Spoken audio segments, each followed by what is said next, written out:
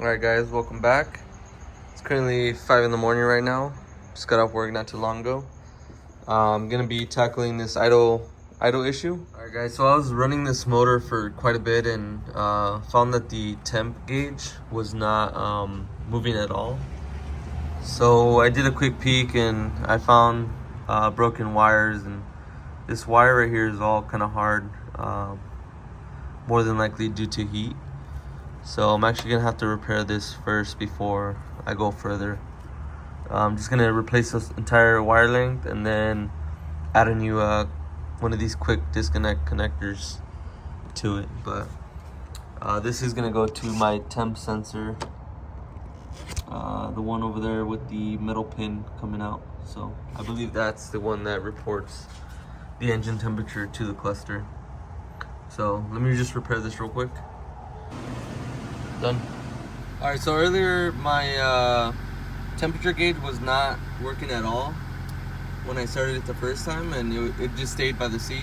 Right now it's climbing, so I know now it's being read. The motor right now, as of right now, is actually running pretty good.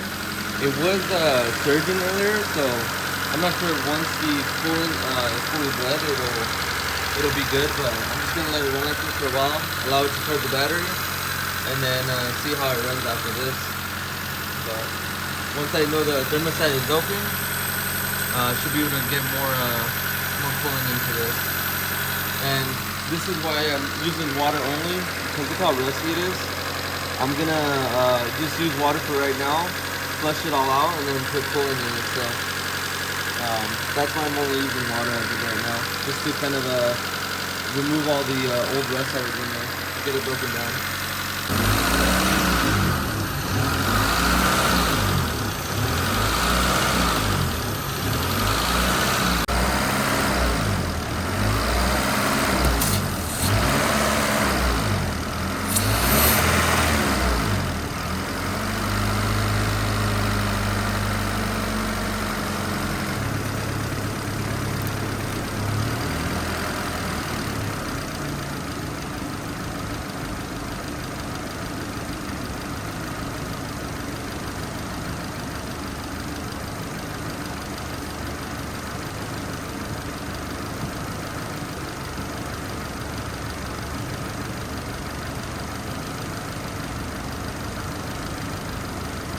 Alright guys, so due to my findings, I'm going to end up replacing the master cylinder, the brake booster, and the oil pan gasket. I have a aftermarket brake booster right here. Master cylinder leaking oil, brake fluid into this and causing the seal to go bad, and this is one of my vacuum leaks right here. I believe the other vacuum leak, the major one, is coming from the PCV valve system, just from capping off the PCV valve side on the intake port, and I believe it's because I have a massive oil leak on the oil pan seal. So I'm assuming that air is getting in through the engine, causing a vacuum leak through the PCV valve system, and this is leaking pretty bad, so I'm just gonna replace it. I hope this fixes it. I've never heard of something like this, or a theory behind this, of an oil leak or a leak in the motor causing a PCV valve or causing a vacuum leak. So I'm hoping this fixes that as well. And then due to the master cylinder leaking, I'm gonna be replacing the master cylinder with a Dorman one. It should be pretty easy as far as having a decent amount of room, especially since I'm doing the brake booster as well. So it won't be too bad. So. Alright, so here's the oil leak I'm talking about. As you can see, got some drips right there. It's all coming around these bolts around the oil pan.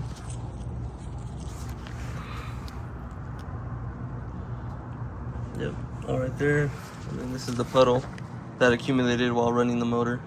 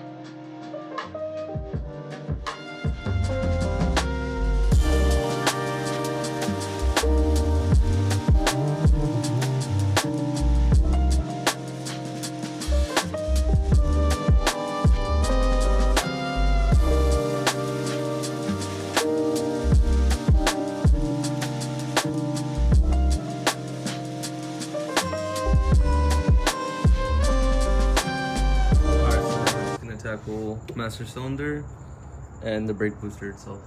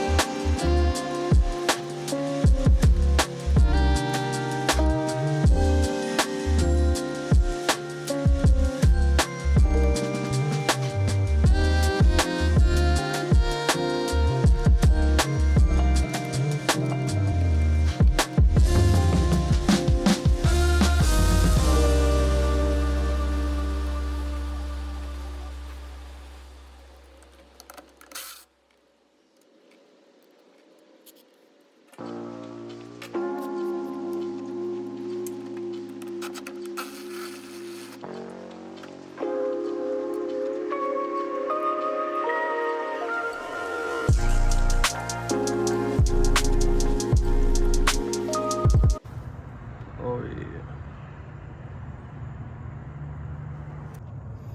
Alright, so that is why we're replacing the booster. As you can see, a bunch of brake fluid got in there.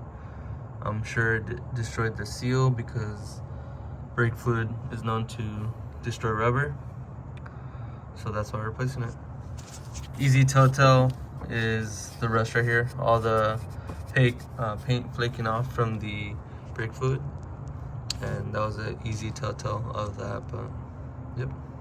Now we go on the brake booster.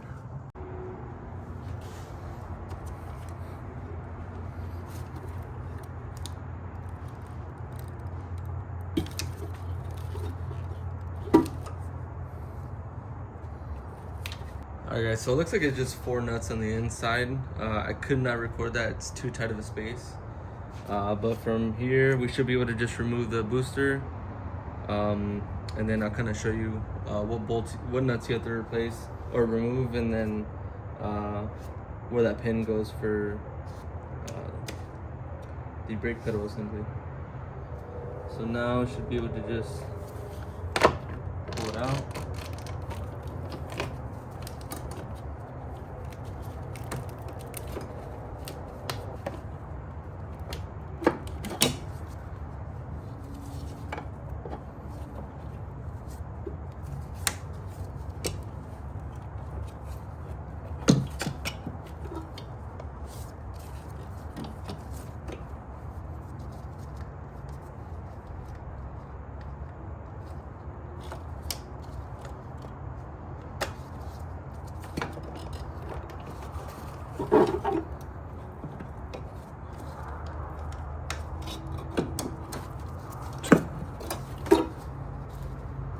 There she is.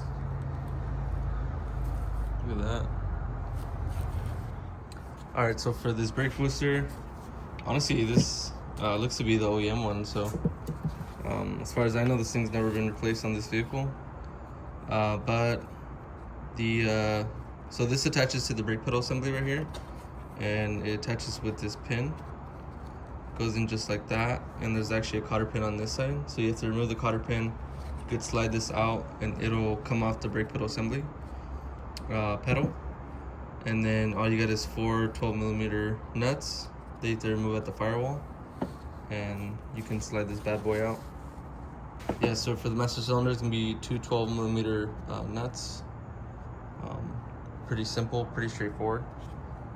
And then yeah, that's it. It's that pin. Cool. We're gonna install the new one. Alright, so it looks like we just have to remove this clevis one right here and then attach it onto the new one. Oh, look at that. Brake fluid leaking out of this. Oh, you can actually hear it.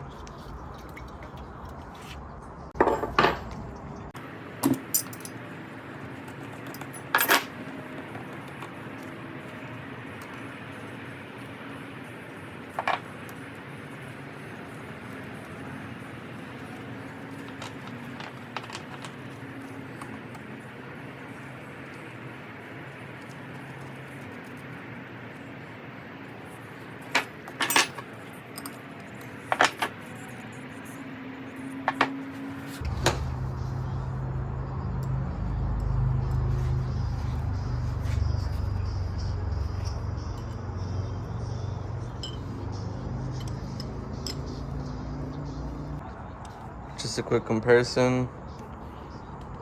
Hose at the top. Everything looks pretty good. Pretty same.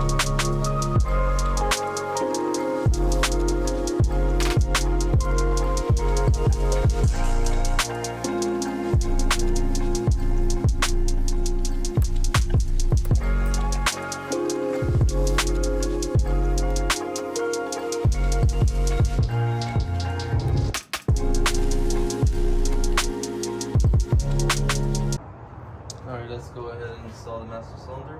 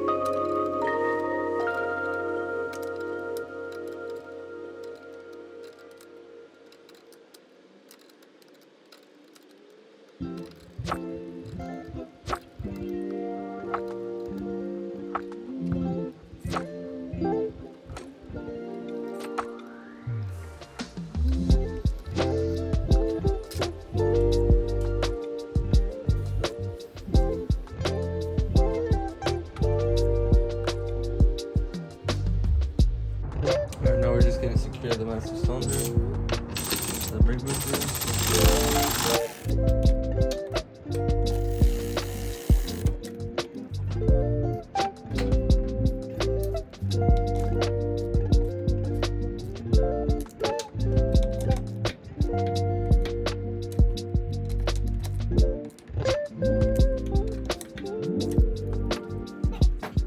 We're just going to reattach this hose. I am gonna have to bleed the brakes, all of the brakes, all four corners, but I'll be doing that later, sometime later.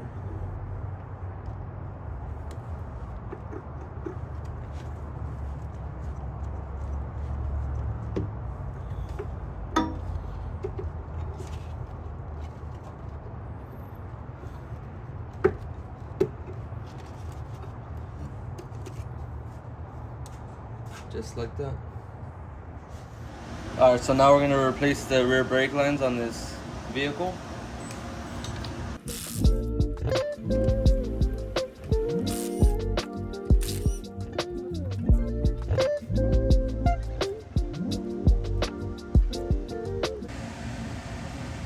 And this is why we're replacing them. As you can see, rear brake lines are starting to crack, so these are probably the original ones if I'm being honest, but that's why we're replacing these. So this is gonna have two nuts that we're gonna have to remove, two flare nuts. One right here, and there's gonna be another one right down there behind the knuckle. Should be easy, simple repair. I'm just gonna first clean these threads up, make sure there's no grit or grime. I'm just gonna clean this up real quick with the wire brush before I decide to remove it.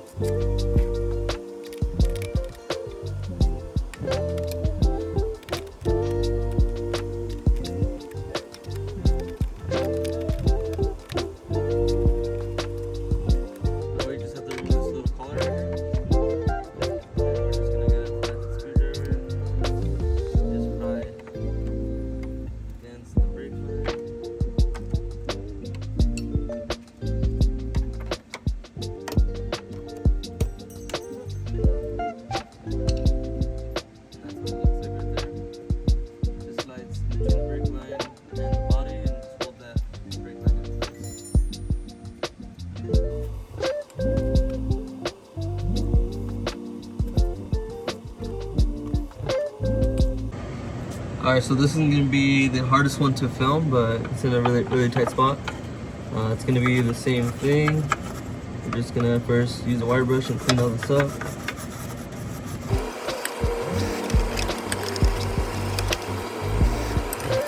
Get a flathead in there.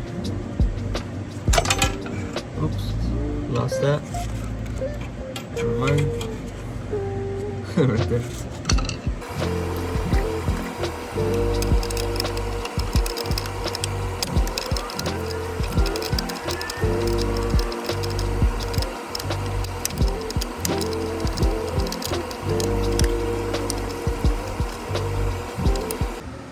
Alright, so here's the two brake lines.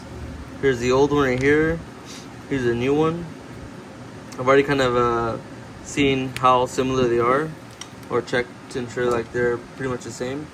And this one, the new one, is a little bit longer, but I don't think that's going to be an issue at all. So, alright, so this piece is keyed, so it's going to slide into this body piece and lock in.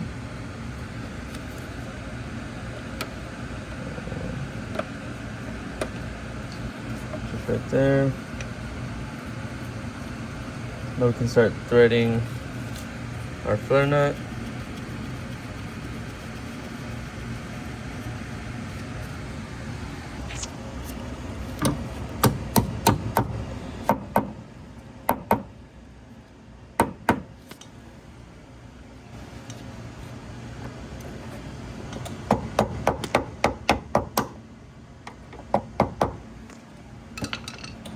Just like that, it's in. Now we can tighten down our flare nut. And this is gonna be a 10.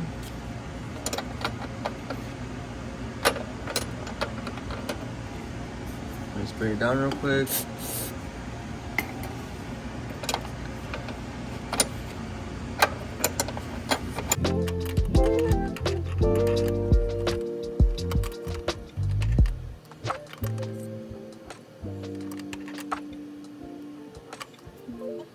Alright guys, so I got the new line in already. I didn't film the back end because it was honestly it's a tight spot to film, so it's gonna be same process as this one, just in a more tighter space. And then with these lines as well, like when you're installing them, there is this line usually on brake lines that help identify whether there's a twist or not in the line. So when you do install that, just make sure it's, you know, in a decently straight line and not like completely twisted or something. And then what you're gonna want to use is these flare nut wrenches. For this CRX, it's gonna be a size 10 for these two rear flare nuts, and you can buy them pretty cheap on Amazon. So if you do use a regular style wrench, you have the chance of stripping the flare nut. So that's where these come in handy. So definitely recommend these. Alright guys, so we got the master cylinder installed, and now we just got to bleed all four corners of the brakes. I've already done the other three wheels, but you want to start from the farthest line, or the farthest caliper, to the master cylinder. So right rear first, left rear, right front, and then this side is left front.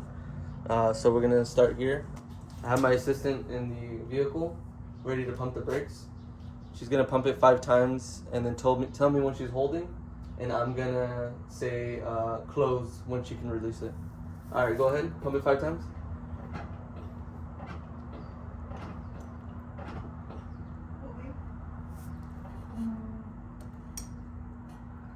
All right, closed. Pump it 5 times.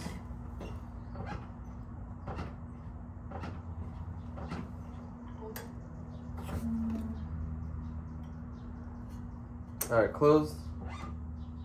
Pump it 5 times.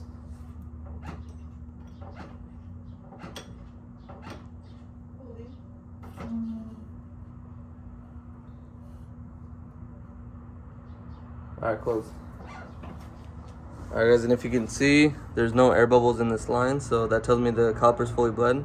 The worst ones were the rear. There's a bunch of bubbles in there, but if you see bubbles still flowing, then you want to continue that process. Alright guys, so everything has been bled so far. Everything's looking good. The brake pedal's nice and firm. Don't forget too, while you're bleeding, to continue to top this off. Make sure it doesn't go too empty. Otherwise you're gonna have to bleed the master cylinder again. But Brakes are firm. They're the firmest that they've ever been because when the vehicle got to me, this vehicle had no brakes. So yeah, everything's good now. And this is the result of all the brake fluid, the old brake fluid we removed. But as you can see, it's super dark, super nasty. So, and there was quite a bit of debris in there too. So, got that cleaned. There's the debris I was talking about. But yeah. So, you won't believe what I found that was causing my vacuum leaks. Sadly.